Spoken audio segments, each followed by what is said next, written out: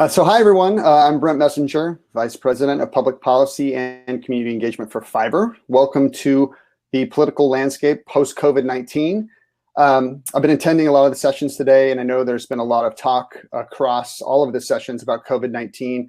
If it wasn't clear before today, it's certainly clear now that COVID has changed almost every aspect of our lives, but it also seems to have laid bare many of the toughest challenges we face as a society: access to healthcare, financial insecurity, the evolving nature of employment. And suddenly, a lot of these issues seem a lot less theoretical than they did before to a lot of people. And finding solutions seems a lot more urgent. So today, I'm incredibly excited to be talking with former candidate for President of the United States, Andrew Yang, about some of these challenges and opportunities facing the United States and the rest of the world, and about how we can better prepare for tomorrow, and hopefully how we can leverage this moment as a catalyst for change. Andrew, it's great to see you. It's great to be here. Thank you for having me, Brent. I was admiring your last name, and I was like, he sort of is a messenger. It'd be like if my name was Andrew Entrepreneur, or ideally Andrew President.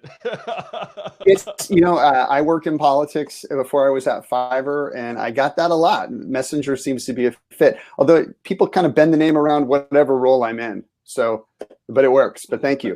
And now I have to ask you, actually, just this morning, I was reading that the U.S. Senate is going to return from recess on the 20th of July, and they're going to be laser focused on drafting the next stimulus bill. And I was thinking, millions of people who might have thought that universal basic income sounded like a radical idea a year ago received checks under the first CARES Act stimulus, and they used them to survive.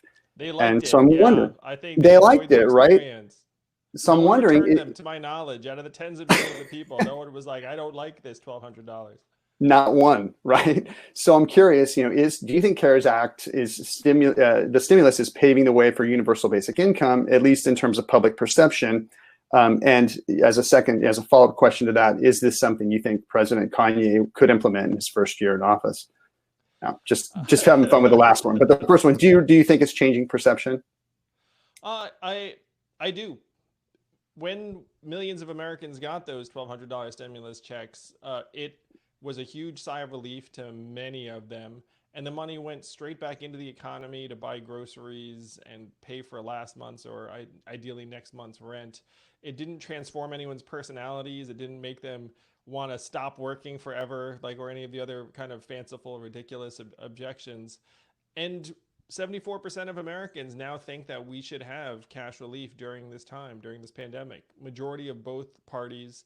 So it's common sense, it's direct, it's effective. Millions of Americans loved it the first time. And hopefully Congress will integrate it in this next stimulus package, not just once, but recurring, because we have to face facts. We're going to be in this mess for quite some time. Well, that's true too, and I've wondered if they made it, if they made it recurring. This could be an annual thing, or it could be something that happens twice a year. But as you said, I think there's going to be a very long tail to this crisis. So and I think once we as a society started doing this, it would be something that would sort of be, the voters would make it permanent. Yeah, That's my if assumption. you look around the developed world, Brent, many other countries were much more aggressive in terms of replacing lost income. The $1,200 check got spent weeks ago. And so when I say recurring, I'm not talking once or twice a year. I'm saying once a month, every month until we return to some kind of normal on the other end of this crisis. Great. Well, we'll talk a little bit more about that in a minute. But I think most of the audience here for this event know you from your presidential run.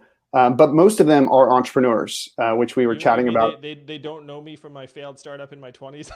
Well, actually, it's funny you'd mention that, because I would really like you to speak a bit about your entrepreneurial experience, and even about that failure, and how you think that's impacted some of the policies that you advocated for when you ran for president, and what you're doing now. First, let me say how much I'm thrilled to be here, in part because I love entrepreneurs, I love creatives, I love people who have left some corporate mothership and then struck out on their own and put their skills to work, hung up their own shingle. I did the same thing in my 20s, and I wasn't joking that my first startup flopped. So I vividly remember being that 20 something year old where if there was like a venture capitalist at an event like this one, let's say, and I'd be like, ooh, this person can change my life forever. And I'd be like skulking around and I'd like just trying to get anyone's attention, telling all my friends that I had started this company that did not work out. And so I worked for another startup and another more experienced entrepreneur for a number of years and then developed and got better. So this informs my outlook on what we should be doing for people in the freelance community, because we still have our heads stuck in the sand, like pretending that jobs look the way they did in the 70s or 80s, where it's like I show up to a company, I work there for years and decades, they give me benefits, maybe a gold watch 30 years from now. It's nonsense. That's not the way jobs look anymore. It's not the way my career has looked. It's not the way that people here like approach their day-to-day tasks or careers. So my experience as an entrepreneur has informed a lot of what I've done on the trail, because we have to modernize our society and our economy and get Washington caught up to reality. This is the unfortunate truth, Brent, and you've been in politics, so you kind of have been exposed to parts of this. But DC is just decades behind the curve on so many of these issues, and it's gone from inconvenient to catastrophic very quickly. Yeah, well, I was actually talking about that earlier in another session about just even the way the government in the United States and elsewhere around the world, I learned categorize workers, independent workers, and the way maybe there are 2 or 3 people on the Hill and various staff members scattered around who are interested in classifying independent workers in a way that will allow them to get representation, really. Because right now we're still, someone said, I thought really kind of smartly, they said, the future of work is here. And the laws are way, way behind. Yes. And now we have all of these people doing this work, and here we are.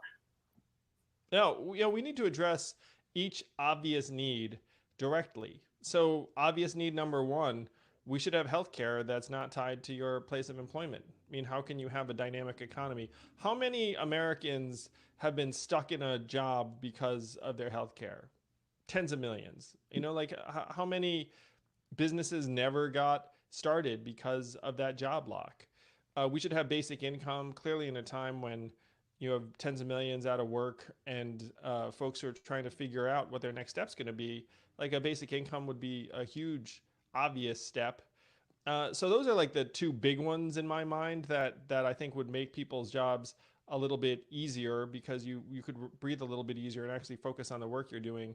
But there are others too. And whoever said that our laws are far behind was spot on.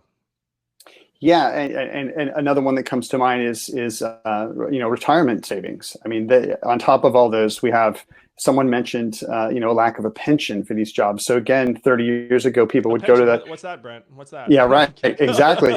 You do your 30 years, you get your gold watch, and then you have your retirement to sit on. Now that you see companies, moving more and more toward hiring independent workers, this is just evaporated, which I think is a major problem going forward too. And I feel for independent workers on that side, because it's a victory if you're able to strike out on your own and make a living, but then it's hard to save for retirement because often you're paying for your own healthcare expenses or whatnot. My dad had a pension at IBM in the 70s, and he was like the last person to have a pension. They like stopped it immediately afterwards. Right. They decided it wasn't. We're like, right. Hey, you really want that pension? How about we get rid of that and give you some other stuff? And as an entrepreneur myself, like I didn't have much in the way of savings at all in my 20s, because I was hustling and just hoping for the opportunity to save in the future. And then even through much of my 30s, I still also owed school loans because school was expensive. Yeah, for sure. So on top of universal basic income and a couple of other things that you mentioned, how do you think we can make entrepreneurialism more accessible to more people? You talked about, your orientation as an entrepreneur and how it's affected the way you viewed policy, and the need for entrepreneurialism. And the United States has always been an entrepreneurial country. How do we make that more accessible? But you probably know this, like rates of business formation have gone off a cliff for young people in particular. 80% of the country has more businesses closing than opening, and that was pre-crisis. So to me, there's a real crisis of entrepreneurship in the United States of America. And often I think media types conflate having a social media account with entrepreneurship. It's like if you have like an active Instagram account that like you're an entrepreneur. It's like, yeah, I mean, some of them are for sure. Like if you get to a point where you're actually uh, making a living, influencing things and whatnot. But if you look at the actual rates of entrepreneurship, they're disastrous. And we have to do everything we can to make it much, much easier to start a business, put money into people's pockets, put money into your customers' pockets. Those are like the two big ones, along with having healthcare that's available to you that goes with you wherever you want. And the American healthcare system, it's more than twice as expensive as other countries for worse results. And the business model of these insurance companies, unfortunately, is just to ratchet up prices every year. Like no one watching this right now has ever gotten this message from their healthcare provider. Good news, it's cheaper this year. Like none of us ever got that message. And No. imagine if we did that to our customers. It's like, hey, I'm just going to ratchet up the price every year forever. There are only two industries that can get away with that. It's healthcare and education, because we feel like we don't have a choice. But at this point, healthcare in particular is actually making it much, much harder to be an entrepreneur. Right. Yeah. People are not really willing. We see that a lot with, but both with job lock on the entrepreneur side and also on the freelancer side, people who might take a leap on being a freelancer, but they're kind of afraid to do that because they lack, they lack health insurance to take that risk. I wonder I also what want to it's say, going to Brent, take. I've been an employer, and I didn't want to deal with insurance either. Like it's not just you as the freelancer worker.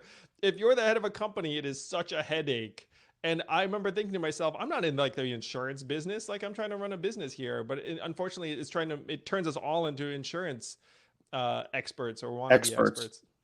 Yeah, I've interacted with members of Congress that have, they seem to be hiding behind the fact that employers are required to provide the insurance. And they may say things like, well, you guys need to work harder to make sure that people are getting the coverage they need. And you're sort of saying, we need to break this entire system. I'm wondering what do you think it's going to take for Congress to really understand that it's on them to solve this problem? And that is the theme of this talk, which is one of the silver linings of this time, Brent, is that we're in an environment where I believe big changes will become much, much more possible. And again, 74% of Americans are for emergency cash relief. And more people are going to look up and say it makes zero sense to tie healthcare to employment given the state of the economy right now. And members of Congress do refer all the time to it's like, well, we have this employment based system. That system was itself an accident based on World War II because you had pay caps, and then employers were like, how are we going to attract workers? And like, I guess we'll offer insurance. That's why we have this crazy system that makes zero sense. So we're decades past a point where we need to re-examine how this system works for all of us. And I will say that one of the toughest parts of this sort of challenge, Brent, is you have like this built up bureaucracy. And this is analogous to many of the experiences many of the people watching this have. You have this major built up bureaucracy. Let's call it the US healthcare system. And then you're like, okay, this makes no sense. How are we going to fix it?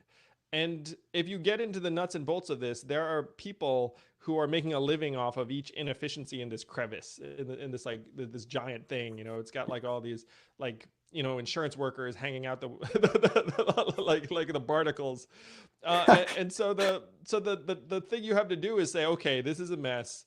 What we're going to do is we're going to try and address the problems for those who are suffering outside of the system, which would be freelancers and people who aren't in this kludgy system, and then simultaneously try and change the incentives and the economic flows.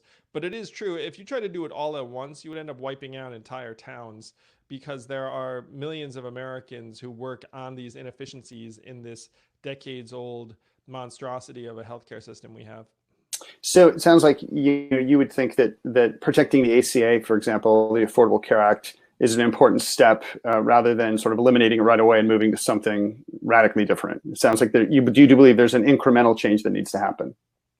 I think the obvious thing to do is just provide a public option for folks who are right now not getting the coverage they need, and then create competitive pressures on the marketplace. Because again, this is an industry where people feel like they just raise prices every single year. It's like, well, how do you create some competitive pressure? Just like say, look, there's a public option. So the ACA, in my mind, it's imperfect, but trying to throw it away makes no sense given that it is covering many people right now. Right, right. So shifting gears a little bit, I mean, Fiverr as a company has always been part of the remote work conversation, but as more and more traditional companies are moving toward remote work, with the pandemic, we've all kind of had to. More people than ever are facing the challenges our community's been facing for years, things like dealing with isolation, the need for community, lack of access to professional skill development. Do you think more needs to be done from a policy and governmental sort of infrastructure perspective to support tomorrow's remote workforce? I do. I think this is a real set of human issues that many people, in many ways, the people who are here today have a head start. You know what I mean? Because there are a lot of people who are completely unaccustomed to remote work and different types of environments. But we need to try to support the things that are going to make us happy and healthy. And certainly, if you're at home strapped to your screen every day and it looks a certain way, you have to try and recreate different ways for people to get that kind of human contact that they thrive on. The government should be supporting this, nonprofits, companies, anything we can do, because we have a mental health crisis that's been building up in the United States for a long time, and we need to do much, much more to make people stronger and healthier. Yeah, that I think for me is one of the things I worry about most as the person who looks after the Fiverr community is just the effects of isolation.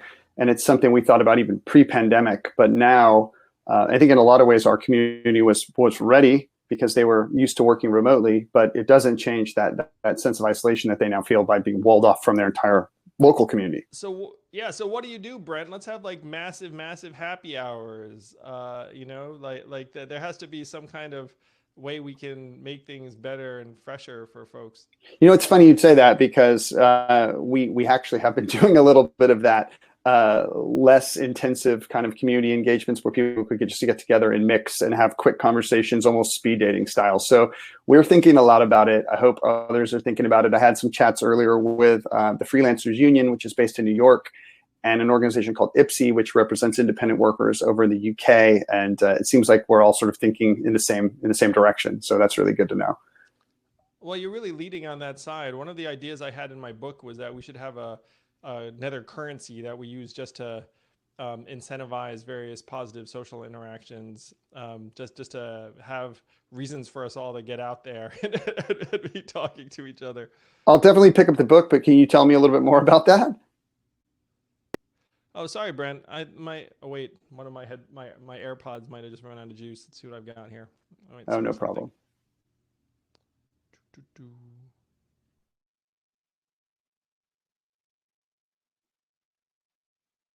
This is a completely normal part of dealing with technology these days. I think we've all dealt with it, so it's not a problem. Can't hear you yet. No audio yet. Can't hear you. You might want to just drop out and come back in. Perfect. Okay. Perfect. Here we go. I'm back. You're back. There is a string around my neck, but none the worse for wear. Sorry, Brent. What was the last question? No, well, first of all, while you're gone, I was just pointing out that I think for everyone, these are those moments that I think used to make everyone cringe. You know, a dog would walk through the background, the video would get choppy, or whatever would happen for people, and this is completely a normal part of life now. So I take this as a very nice development in the pandemic, is that we can all have normal, hey, had a problem with my earbuds, no big deal.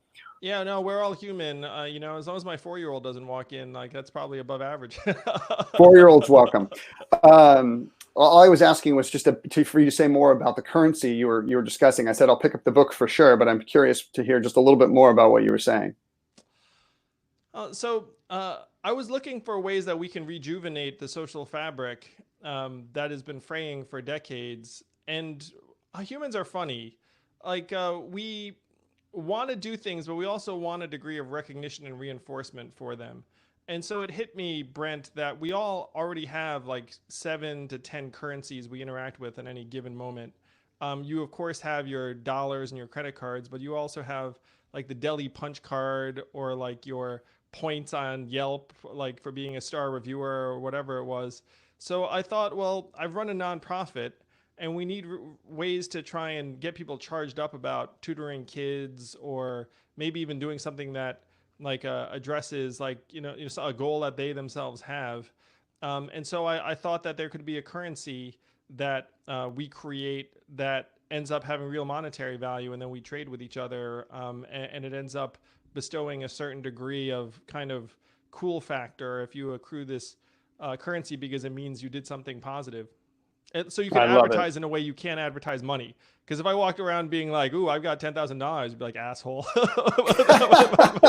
Right, but right. That's it's a great way of putting it. Well, that's you're definitely onto something there. I'm going to have to read a little bit more about that and do some research. But I'm willing. I'd like to be the first one to experiment with your currency.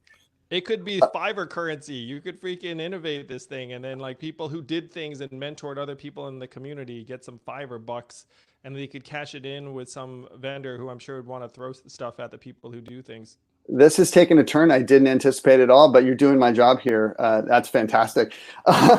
So, shifting gears again, we've covered a little bit of this idea of a digital shift, but I definitely want to, while I have you, address another shift that's taking place in the country. Fiverr's proud of the diverse community, the people that I wish you could see their faces. Yeah, me too. But we're committed to providing opportunity for everyone, no matter their ethnicity, orientation, gender, age, socioeconomic status, ability, religion, etc.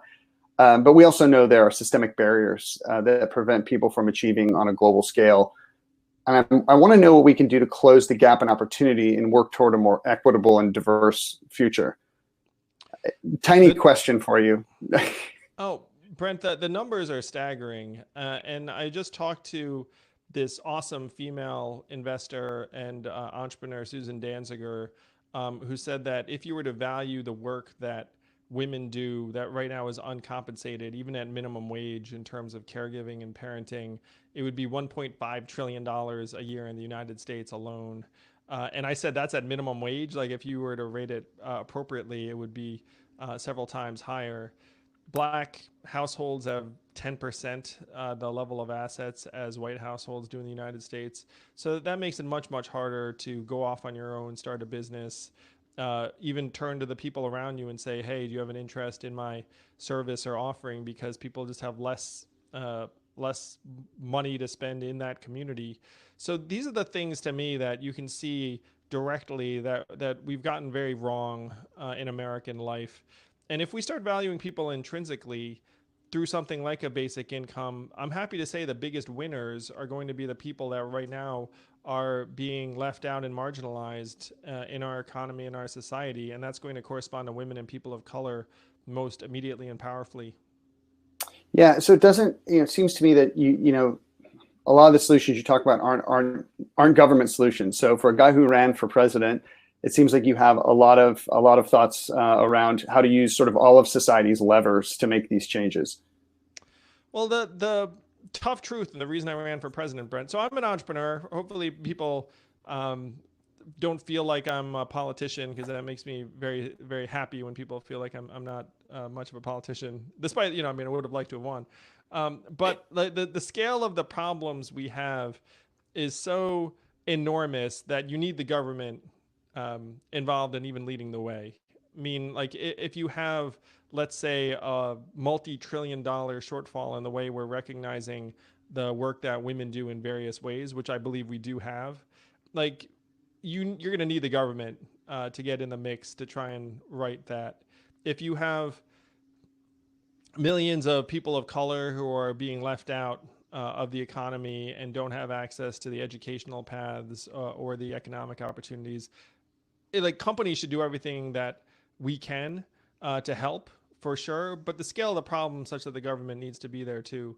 So I think we all need to do more, but I do think the government has a leadership role to play, which is going to be unwelcome to many people listening to this, because if you're an entrepreneur, like most of us aren't like, ooh, let's have the government do it.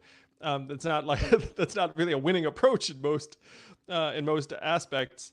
But when you're dealing with problems this big that have been in place for this long, that are growing, then we're going to need the government to get its act together.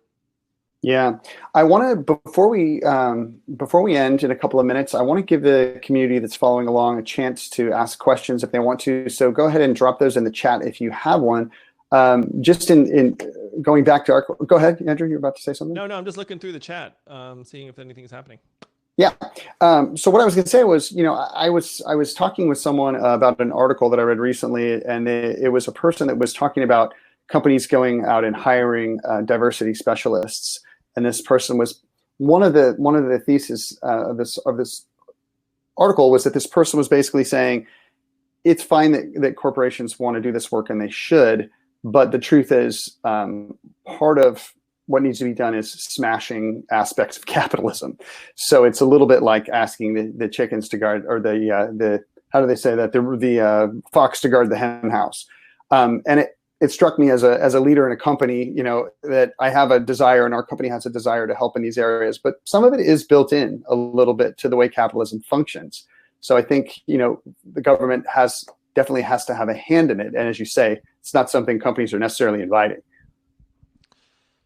Yeah, one of the things I said is that businesses will do what is best for their incentives, and their incentives often right now correspond to the bottom line. So then we end up reasoning to the bottom line, where you say, why you need to hire more diverse people or elevate leaders or members of the board or women? It's because it's good for your business, which is accurate. Like, studies have shown that it is good for your business, but that it's the right thing to do as well. And unfortunately, there are a lot of businesses where, where people are getting rewarded for very, very short-term measurements, and then having like a diverse leadership team or whatnot, isn't one of those measurements or one of those incentives. Yeah. So capitalism does need to be reformed if we want to achieve a lot of these social goals that we're aiming for. And the big message I had was that we should not be measuring ourselves solely on capital efficiency and stock market prices and GDP growth, because more and more, a lot of that work is going to be done by technology. And we can see it right now, where you see stock market prices go up even as they're announcing layoffs. It's like imagining that these numbers correspond to human well-being is not working. So we need to actually try and have measurements that correspond to human well-being and put better incentives in place. It does feel like a bit of a disconnect here. The comment you made about the stock market, seeing the stock market continue to have this big rally, or I should say, sort of rebounding so solidly out of the downturn that it took a couple months ago, yet the unemployment numbers are ghastly. And I feel like we haven't quite felt the full effect of unemployment, and yet there's this total gap between the stock market and reality. What do you attribute that to? You hit the nail on the head. And right now, companies are being rewarded for cutting people, because investors are not investing in jobs. They're investing in capital efficiency and return on investment. And so you have a stock market that's rewarding certain behaviors, and then policymakers are on the outside saying, well, I wish that these companies did more for more people. And then the leaders of the companies are like, I'm actually not being rewarded for doing more for more people. I'm being rewarded for trying to get things done as efficiently as possible. So we need to significantly change the way that companies get incentivized and rewarded, or leaders of these companies get incentivized and rewarded, if we want to see. But the truth is that, we have to do more than even that. Even if we created those incentives, that'd be one thing. But we need to rewrite the rules of the economy from bottom up. So it's the stock market, yes, but it's also what's going on in Main Street America right now, with the entrepreneurs who aren't able to get access to their first seed capital, to the folks who right now don't have access to the kind of mentorship or skills development they need. It's one reason why, again, I love your community. I love what you all do, because I've been an entrepreneur and it's very isolating. Thank you so much for that. I do want to try to squeeze in a community question here before we run out of time. Oh, we yeah, only have about let's a do minute. it. I feel bad about my AirPods, so I'll stick around. No, thank you so much for that. Let's see if there's one that looks something you could tackle here. I see one about mental health here from Ugo Ekpo. Mental health has been in the news regularly, but the discussion takes place in separate countries. Do you agree that it should be placed at the same level as environmental challenges? Do you agree that most successfully leading companies should take the lead on this globally? So we've got a lot of our community, as you can tell, is from all over the world. And I'm not sure where this person's from, but trying to take it to a more global perspective. I'm passionate about the need to invest in our mental health, and also passionate about the fact that, at least in the United States, I'm not as familiar with the international measurements, but in the United States, we have a healthcare crisis that you can see in the numbers at every level. Anxiety and depression among young kids in particular, girls in particular, has spiked with smartphone usage and social media use. Even all the way to self-harm, suicide, drug overdoses, all at record highs in the United States, unprecedented levels. And this is all pre-COVID. COVID has ramped up the mental health challenges many times over. And so how are we going to make it better? I think we should be investing in mindfulness at the school level. That's been tremendously positive. I think we need to have mental health as a core measurement of our progress as a society. I mean, right now, one of the things I've said is like, look, if your GDP going up and your mental health going down and even your life expectancy going down, like, which do you care about? You know, like, clearly as human beings, like, we'd care more about our health and happiness, our kids' health and happiness, our life expectancy. So that's what we should be measuring, because as people here, and most of you are like this, I think, where you're like very, very efficient operators, you actually end up improving what you measure. So if we started measuring our mental health and prioritizing it in the same way we prioritize capital efficiency and GDP growth, then you'd see it get better because we'd be investing a lot more in it, both publicly and privately. Amazing. Well, we are out of time. I want to say this, Andrew. I've talked to a lot of politicians over my career, and I say with all respect and love, you're definitely not a politician. You've given those great answers that politicians will never give you. You seem to be willing to say things that I think no one else is willing to say. You're a breath of fresh air. I beg that you stay in politics. And continue to fight for the things that we've been talking about today and more. And I really am grateful for your time here, and I know our community is too. Well, thank you, Brent. Congratulations on the tremendous work you all do. And everyone who's watching this, you know, if you're an entrepreneur, then you are making it happen in your firm, in your community. Appreciate the heck out of it. There's probably no one hearing this because I see Beth here. Oh, no, you're still there. We're all still here. Oh, that's great. But yeah, I'm just listening. I have lived it. Like, I have done the hustle. I know how difficult it can be sometimes because you have to put this brave face on when you're meeting with a client or even one of like your colleagues. Like, you have the brave face on, and then sometimes you go home and you're like, what is going on? So just know that the work leads to great things. It makes you a better human being, really, over time, because you end up developing these capacities that other folks who are in different environments can't even imagine reaching or developing. And you all are going to be the answer to so many of the problems we have in the world. I firmly believe that it's entrepreneurs that are going to solve many of our biggest challenges. And that's one reason why I'm so proud to consider myself one of you. Thank you so much. And if we were here, I think in an auditorium, you'd be getting a standing ovation. If you take a look at the chat over there, people are thanking you. They are very grateful. So do take a look at those. They'll make you feel good. I'd love to. But yeah, really, keep up the awesome work. And yeah, let's show them what we've got. Thanks, Andrew. Appreciate it. Thank you, Brent. Bye, Beth. Bye, everyone. Stay strong. Stay healthy. Bye. All right. Thank you guys so much for joining us today. It's been an honor to be your host. I hope that you enjoyed all of our sessions. Just give me one final shout out, exclamation marks in the chat. So I know you all had a good day. Like I said, we'll be sending recordings of the event sessions from earlier in the day. Just give us a couple weeks to follow up. But we had an amazing time with all of you guys, and we are so excited that you came to make today a success. So let us know that you want to see more of these types of events, and we'll be happy to organize them for you. Thanks, guys. Signing off for now, but we'll see you soon.